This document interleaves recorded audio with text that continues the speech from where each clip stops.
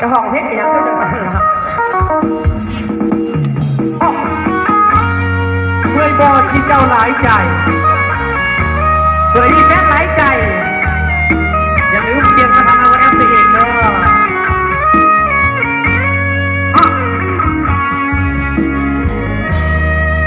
ห้องซอยกันเด้อยกมือกันสูงสูง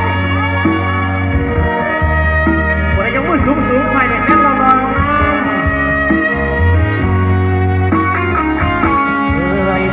นหัวที่คอยตัวหน้าตัวต้องคอยระวังทุกครั้งที่ไปกับใครเดินห่วงคนนั้นแต่ยังคนนี้จับได้ต้องคอยแบ่งเวลาใจเพราะเจ้าอยากได้หลายคนเจ้าคงสับสนต้องทนลบหลีกปัญหาเพราะอยากจับปากสองมือเอาไว้โดนโอ้คนหลายใจเห็นใครก็คิดจะสนจึงเกิดมีความกังวลสับสนเรื่องแบ่งเวลาอยากจะถามเมื่อยบ่สุดยอดจังแม่นมากใหญ่เห็นใครเจ้าก็ไปหามีแฟนเป็นโลเพียงคนบอกเคยทำหน้าอ่อนคาลงว่าจาแลกมาคำว่าหลอกลวง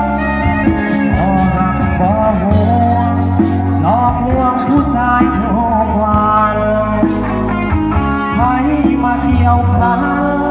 คนนั้นต้องคือเจ้าหลวงคอยกอดเรื่องของที่หูต้นเมื่อถือดวงจึงอยากจะถามพวกพวงเมื่อยบ่ที่เจ้าหลายใจเมื่อยบ่ที่หลายใจฝากไปถามแฟนเก่าแฟนปัจจุบัน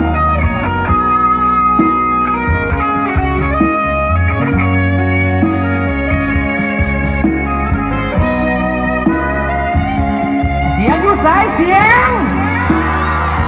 ต้องใส่กันดังๆเอาจริงอยากจะถาม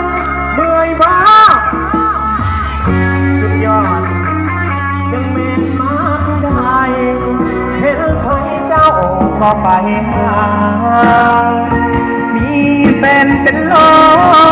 เพียงคนก็เคยซ้ำหน้าอ่อนคาลงว่าจาแลกมาคำว่าหลอกลวงบ่หักบ่ห่วงหลอกลวงให้มาเกี่ยวพันคนนั้นต้องที่เจ้าคอยกอดหอมที่หูต้นเมื่อถึงลวงจึงอยากจะถามทุกห่วงเมื่อยบ่ที่เจ้าหลายใจจึงอยากจะถามตัวในหลายใจเมื่อยบ่คนดีธรรมดาพึ่งกอง